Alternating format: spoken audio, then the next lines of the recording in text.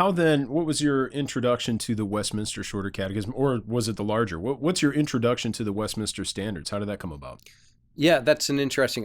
We were talking actually a little bit yesterday about this when I was in college. I was introduced to the Reformed faith by a fellow student. He was an older student, older than me, older student. He was ROTC, so he had come back to college to finish out his education after his service.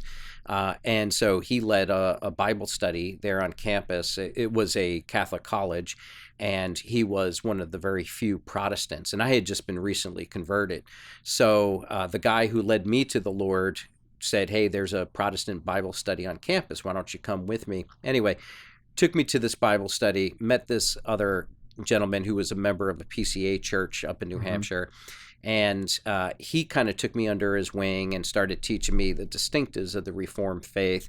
Long story short, after graduation, I rented a room from him. He had an apartment, and I rented a room from him as I was looking for a job.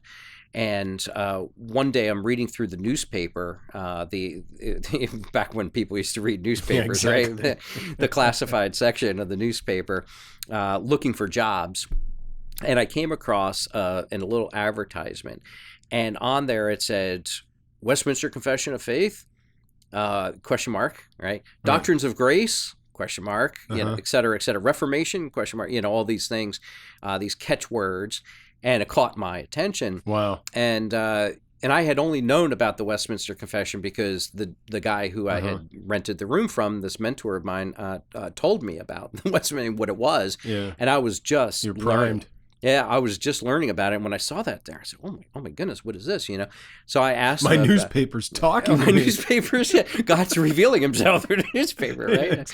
Bart, but that could work for Bart. It would work for Bart, that's right, or a dead dog as well, as he said. So what ended up happening was I showed my friend, and he says, well, yeah, I don't know, give it a call, So I gave the phone number a call, and Greg Reynolds was on the other line as I called. Yeah. And Greg, now I think retired OPC pastor. I think he retired. Anyway, he at the time was planting a church in Manchester, New Hampshire, an OP congregation there. And so he put that ad out there to sort of look for people. And so I made an appointment with him, went to his house to meet with him, and sat in his study, which was in his house, books everywhere, just a great old New England home with, smelt of, old musty books, which was awesome.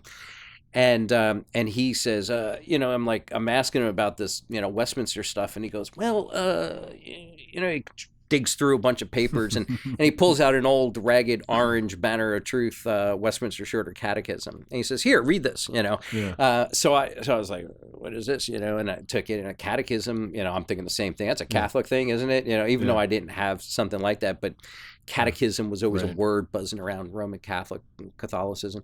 And so I took it home, little pamphlet, Banner of Truth pamphlet.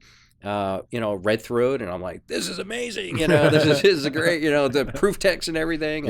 And, so that was my introduction to the catechism, and it's been sort of no turning back since.